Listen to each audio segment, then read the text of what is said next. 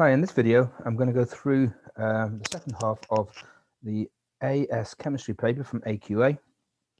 It's paper 2, and it is from the June series. So, it was sat on the 25th of May, 2018, the June series. Okay. So I covered the first questions 1 to 6 in an earlier video. Okay. So 7.1, 4 compounds, all colorless liquids. You've got butanol, which is a secondary alcohol. You've got butanal, an aldehyde, butanone, and 2-methyl propanol. If you draw that out, you'll see that is a tertiary alcohol. 2 of these compounds can be identified using test tube reactions. Okay, describe those 2 test tube reactions. So the 2 that you can identify by the test tube reactions that the AQA want you to know about are butanol and butanal, these 2. Okay, so the first thing you can do is you can see, so they will both react with acidified potassium dichromate. Okay, so K2. So you get acidified potassium dichromate, which is orange, and both of those compounds will reduce the potassium dichromate to the chromium 3+ ions, which are green. And that's because you can oxidize a secondary alcohol to a ketone, and you can oxidize an aldehyde to a carboxylic acid. As you know, you can't oxidize a ketone, which is butanone is a ketone, and you can't oxidize a tertiary alcohol. So you've identified with one chemical test, to say test tube reactions, okay? One chemical test, you've identified that you're going to get both butanol and butanal are both going to react there. And then you're going to do another chemical test to identify the aldehyde. So both of those that give you the positive with the potassium dichromate, then you would react with either Fehling's or Tollen's, let's say Tollen's test. And only butanol will give you the silver mirror. There will be no change from the colorless solution of the Tollen's reagent with butanol.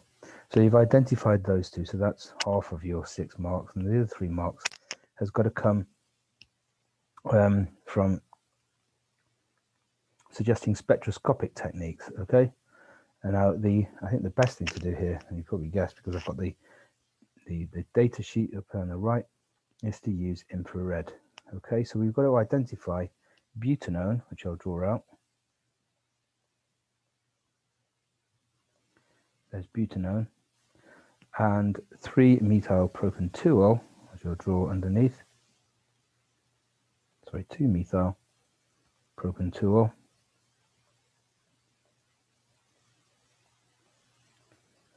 Using spectroscopy. Well, that is pretty easy. You'd be able to see a big difference between those 2 compounds in the infrared spectrum. This one, you look for the absorbance typical of the ketone, which is a pretty deep absorbance. You get a deep peak just around about 1700 for the carbonyl group there.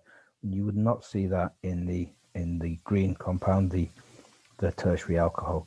And the tertiary alcohol would give you a very different spectrum, because you would see this peak here due to the alcohol OH. You got quite a broadish peak around between 2500 3000 on the far left of the spectrum. So that's how you can identify all 4 compounds. Right.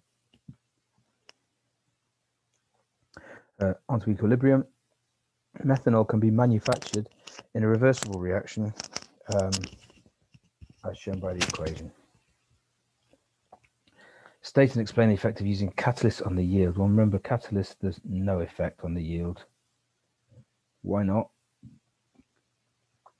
Because the catalyst will increase the rate of the forward reaction and the backward reaction by the same amount.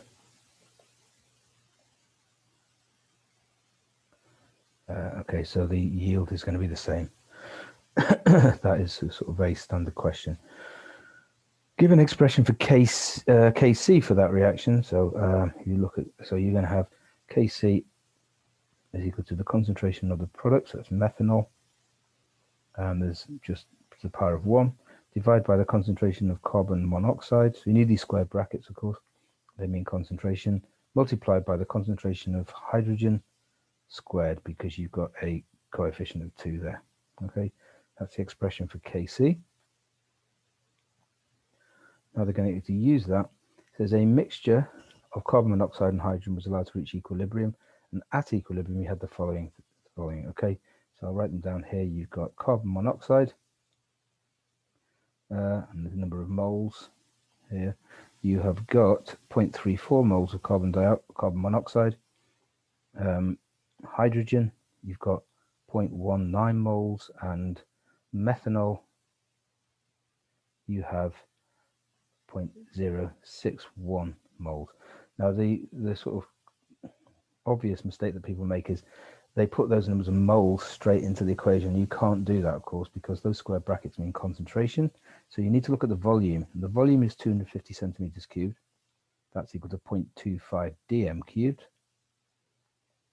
So we have to work out the concentration for each of those. So we're going to divide. So concentration is equal to the moles over the volume. So I'm going to put that into the Kc expression. Before working out, and you'll see why. It just saves a little bit of time. So the concentration of methanol is 0.061. That's the moles over the volume. I'll draw that a volume like that, which is 0.25, divided by the concentration of carbon monoxide, which is 0.34. That's the moles divided by the concentration, multiplied by the concentration of hydrogen, which is 0.19 over 0.25. Okay, now we can see that we can cancel out two of those volume terms there, which saves us a little bit of time. So Kc is going to be equal to, just put all those numbers into the calculator, and you end up with 0.3106. You should give it to 3 significant figures. Most of these values are given to 3 sig figs yet, so that's 0.311, and it gives you the units on the paper. It actually gives the units, which are mole to the minus 2 dm to the 6. They gave you the units there. Okay, we're going to use that value in the next part of the question, I think. Okay, so methanol decomposes on heating in the reaction that's the reverse of that. So use your answer to question here, this one, to determine the value of Kc for this equilibrium. Okay, well, the Kc for the first equilibrium, I'll just cut and paste it. The first equilibrium was that in purple. That's the forward. Let's if you write that one forwards.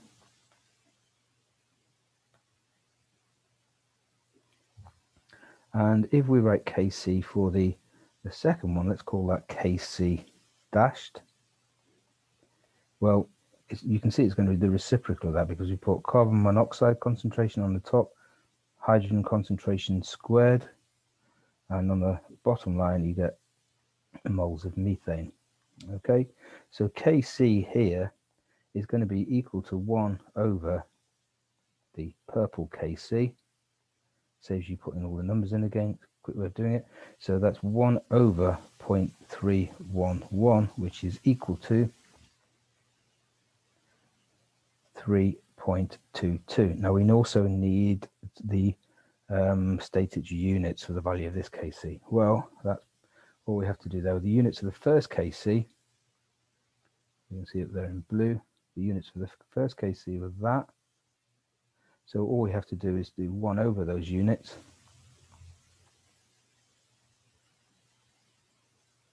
And of course that is going to give you mole squared dm to the minus 6. That's what it's going to give us. So that is the units we want. Again, that's a fairly standard question that they ask you about Kc. Okay. Right.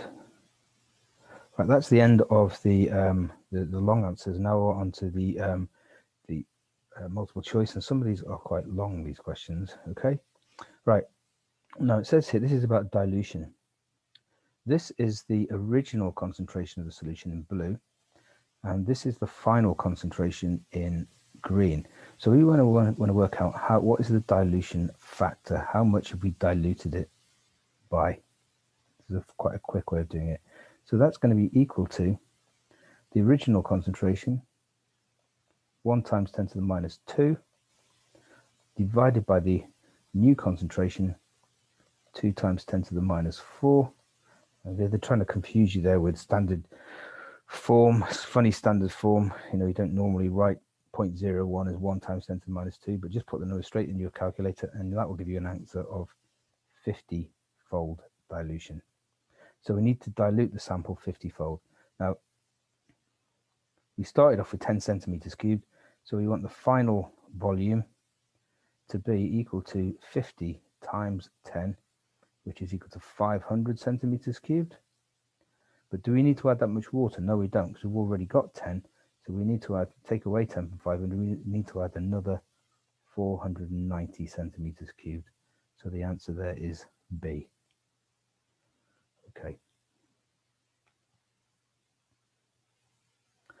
Okay, which molecule does not have a permanent dipole? Now, they've all got bromine in them, which is a pretty electronegative element. So you are much more electronegative than carbon or hydrogen. So you might think all of them have, but they haven't, because there's some, there might be symmetry. Okay, now all of those molecules are tetrahedral in shape. So you're going to have a carbon with one group sticking out, one going into the plane of the paper, one in the plane of the paper, and one sticking up in the plane of the paper. Right, if these are all bromines, you can see, right, that you've got symmetry there. Okay, if they're all bromines, all those bromines are they're all got a partial negative charge on them, but the molecule doesn't have a dipole, because the center of negative charge is going to be slap bang in the middle there, because the bromines all cancel each other out, sort of thing, and the center of negative charge is also in the middle there. So this one does not have a permanent dipole. That's the answer. As soon as you get rid of one bromine, then you lose that symmetry, and yet that molecule will have a dipole. And if you lose 2 of them the same, or 3 of them the same. So D is the answer there. Okay, this is about electrophilic addition. The major product reaction between methyl butene. Okay, so methyl butene, 2-methyl butene, right? I'll draw it in the same way as they've drawn it. So we're going to have CH2, double bond there, and then we're going to have the 2-methyl there, and then this is just, that's not involved in the reaction. Okay, so iodine monochloride. Let's see how that's going to react. Now, iodine monochloride has got a dipole, because iodine is a lot less electronegative than chlorine. So that's going to be delta positive, and that's going to be delta minus. This is an electrophile. It's going to like the negative charge in the double bond, so it's going to go that way. The first step in the mechanism is for a pair of electrons to jump on the iodine, that bond to break on the chlorine. Now, the iodine can either attach to the red carbon or to the green carbon. Which one will it attach to favorably? Well, you can see if it sticks to the red carbon, let's draw that. So we're going to have CH2, the iodine there. We are going to end up with positive charge on this carbon. This is a tertiary carbocation. That is more stable than if it went on, if the iodine stuck on the other one, you'd have a primary carbocation. I'll draw that as well.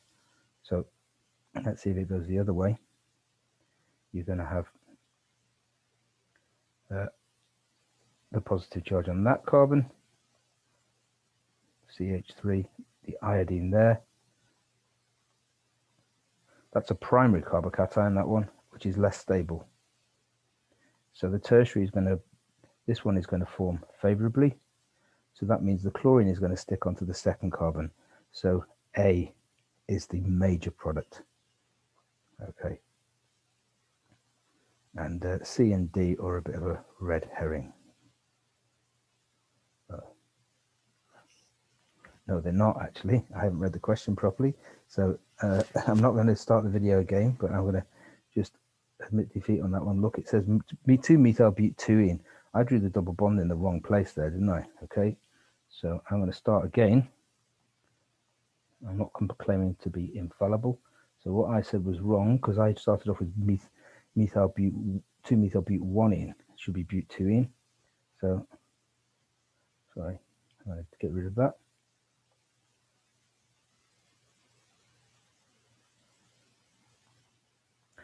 Right, so let's draw 2-methyl-butene this time properly.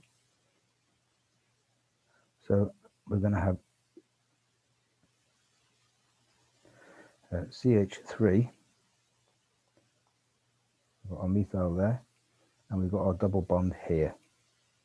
So that's going to be CH, and that's going to be CH3. Okay, so once again, the iodine monochloride is going to come along. It's going to have a partial positive charge in the iodine.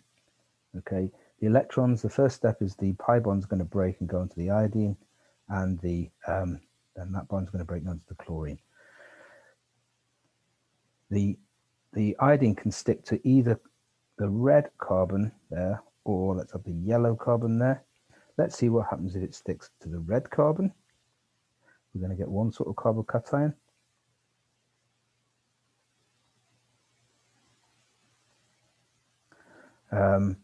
So the iodine, it's going to go there, and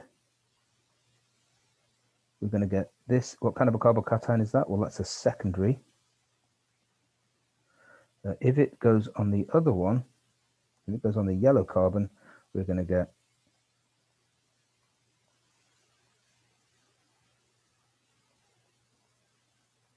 there's the iodine there.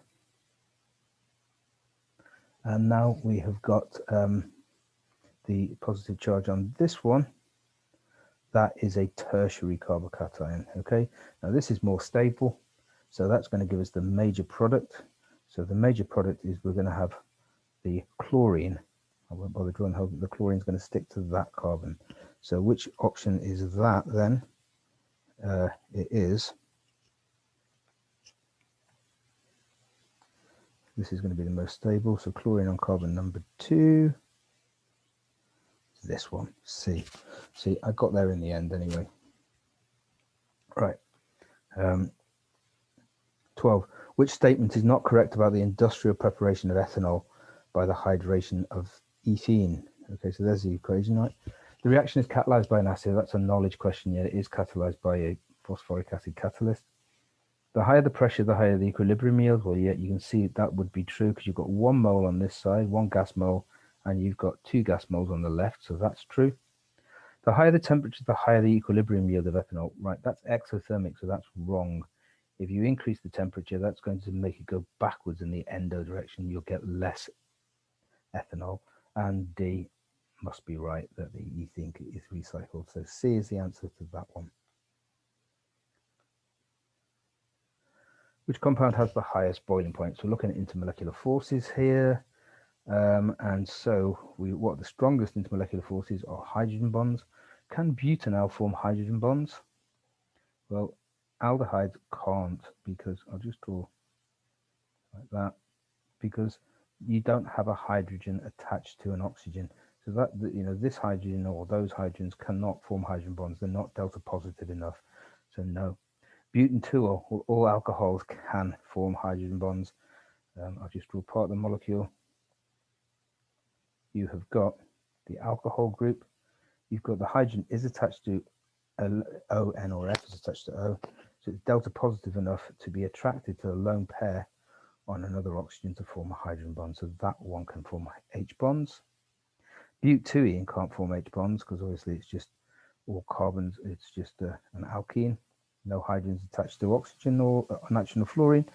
And 1 fluorobutane, just to show you that you've got a fluorine, which is a very electronegative element, but it's not attached to any hydrogen. So all the other hydrogens on the molecule here, they are not delta positive enough to form hydrogen bonds. So B is definitely our answer there.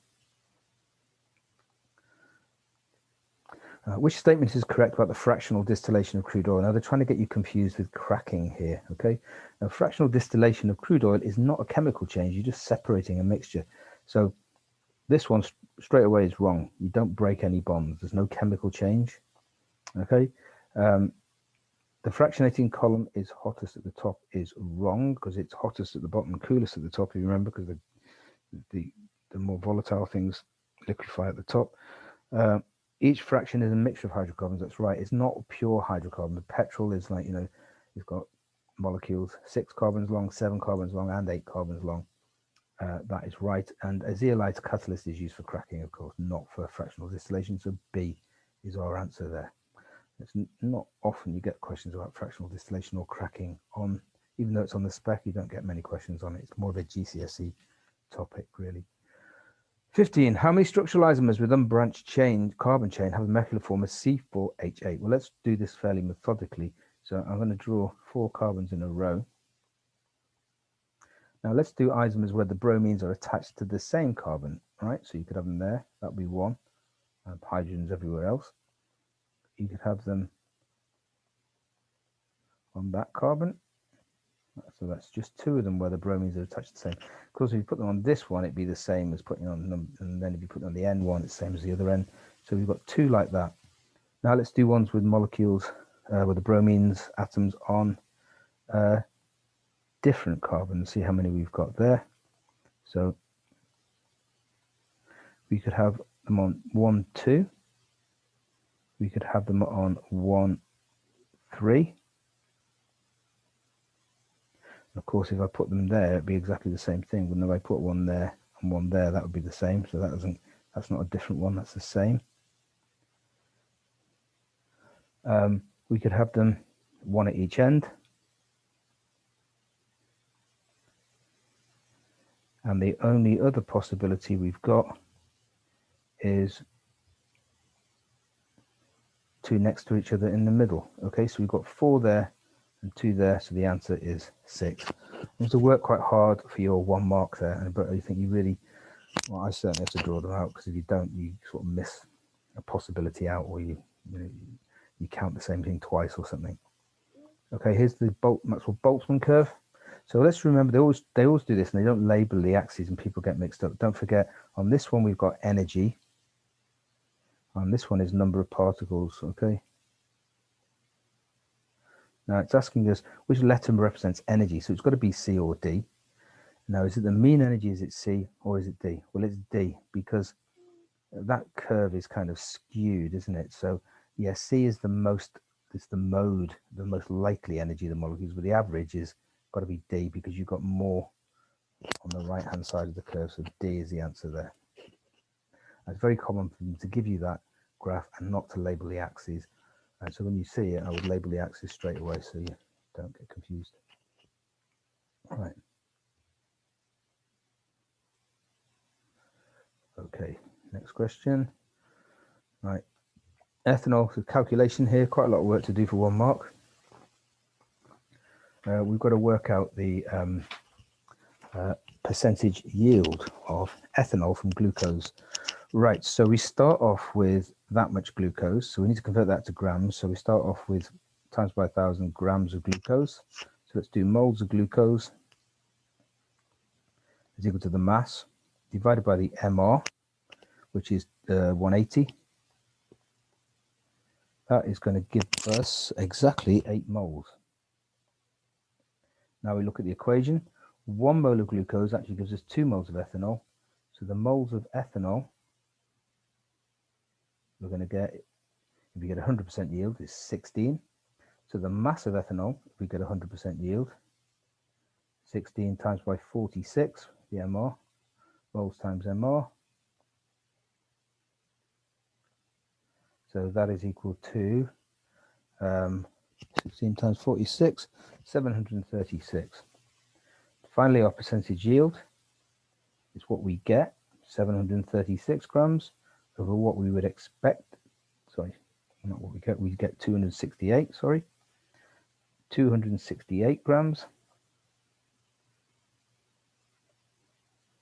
over 736 grams times 100, and that gives us 36.4%. So B is the answer. Okay, question 18. Which species could act as a nucleophile? Now, a nucleophile needs a lone pair of electrons. BH3, boron is in group 3 of the periodic table, so it's going to have 3 bonding pairs and no lone pair. Boron's only got 3 electrons there, so it hasn't got a lone pair, so it can't.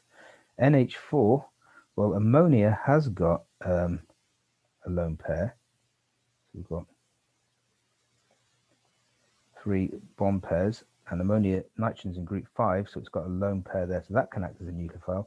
But this is NH4, and in NH4 plus, a hydrogen comes along and forms a dative bond there, so there's no lone pair, so it's not that, it's not that.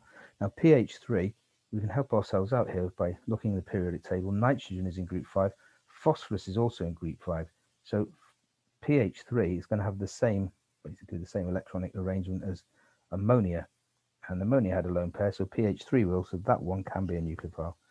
Just to complete it, SiH4, silicon's in group 4 of the periodic table, so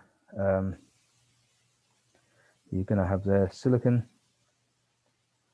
4 bonds, like carbon, so you're going to have 4 covalent bonds, and all 4 electrons accounted for, no lone pair, so it can't be a nucleophile. So C is the answer there. Which statement is correct about polychloroethene? Right, let's just draw chloroethene. Is like that. So what is the repeating unit going to look like? Well, we're going to have, get rid of the double bond, turn it to single bond, and that's going to go like that. That's the repeating unit. So we're going to have a CH2, and next to it a CHCl, CH2, and so on. So it has the empirical formula CHCl. That's wrong, isn't it? Because that would be CH3Cl, right? You've got more hydrogens and chlorines. The decolorized bromine water, no. Once it's polymerized, no double bond. It's plasticizes. It will reduce its brittleness by reducing the van der Waals forces between molecules. That's true. And just to check, D, its polymer chain contains alternate single and double bonds. No, it's just all got single bonds, no double bonds. They've all gone. Right, a lot of work to do for this one, really. Okay, what's the enthalpy of formation of buta-1,3-diene? And they give us enthalpy of combustion. So first of all, we have to write down what is the equation for delta HF for butadiene. Well, it's forming it from its elements in the standard state. So we want 4 carbon solid plus 6 hydrogens, so that's 3H2 gas goes to C4H6 gas. Right, now when we're given combustion, enthalpy of combustion data, the third thing we should put down our Hess's law, or carbon dioxide, the combustion products, which are carbon dioxide, 4 of them, and water. And the arrows are going to go down because we are burning them that way.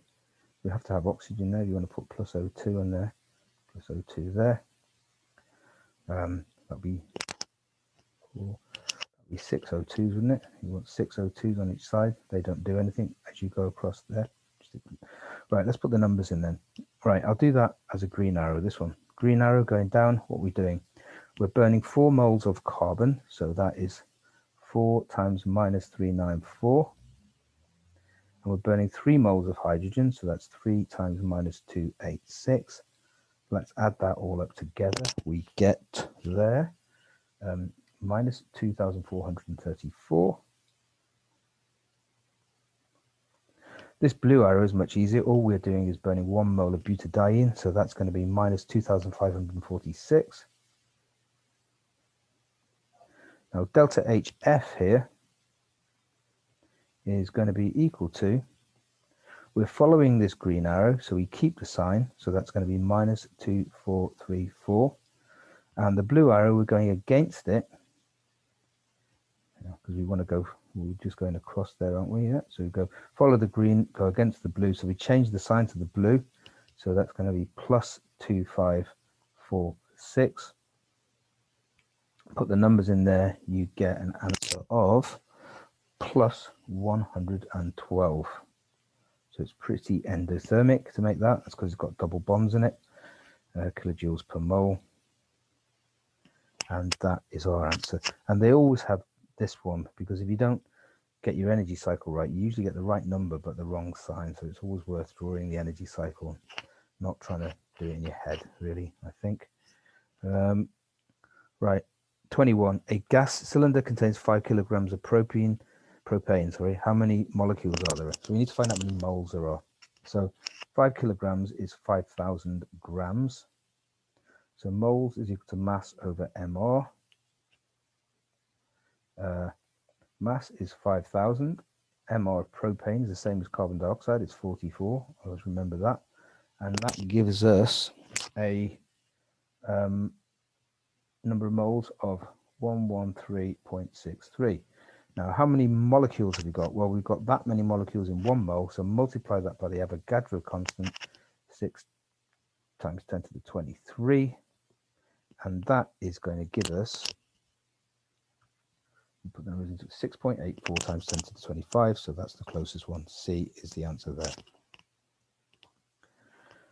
I think this one is if you forget to convert to kilograms first, or your kilograms to grams, isn't it? That's what we're trying to catch you out there. Right. So which sample of liquid has the greatest volume? So density is about density. And you need this for organic practicals. This is in the organic required practicals about density of organic liquids. Density is equal to mass over volume. And it's usually grams over centimeters cubed, but as long as you use the same units, it doesn't really matter. Density. Let's rearrange that then. So we're going to get, because we want to find out the volume. So volume is going to be equal to mass over density.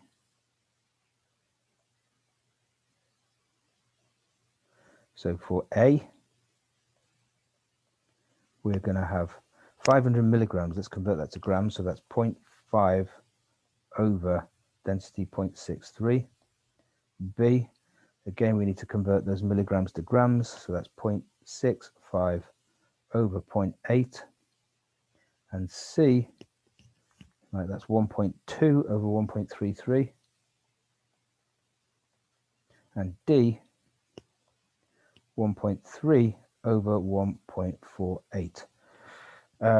Now, I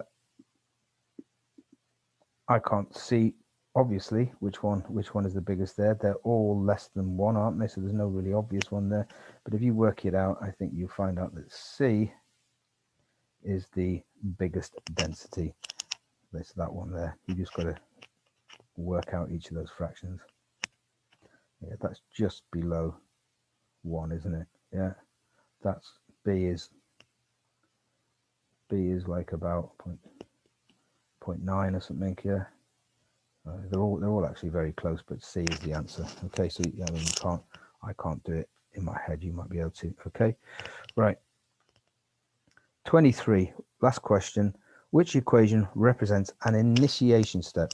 Right, free radical reaction. So in an initiation step, you can get something that's not free radical, XX, and you get some UV light, and you basically you end up breaking a bond. Let's call that XY, so it doesn't have to be a diatomic molecule. Yeah. So X and Y are two different things. You've got a covalent bond between them, and a pair of electrons being shared. You end up with an X free radical and a Y free radical as well. That's what an initiation is. So which step is that? A isn't that, because that's propagation, because you're starting off with a free radical. B is propagation, you're starting off with a free radical. So C. D, you start off with something that's not free radical, and you get 2 free radicals. So that is the answer there. And that is the first step in the depletion of ozone layer. When you break a carbon-chlorine bond, that's what you're breaking there, to form a chlorine free radical. Okay. That is the end of that paper.